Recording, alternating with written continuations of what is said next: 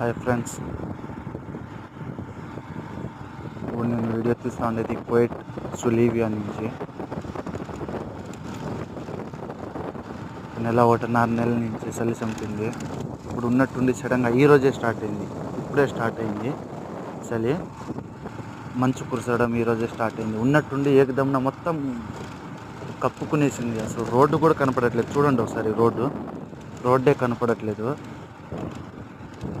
Kuwait అంటాము కానీ అంత ఈజీ కాదు బ్రో. కువైట్ని గెలవాలంటే, కువైట్తో యుద్ధం చేయాలంటే అంత ఈజీ కాదు.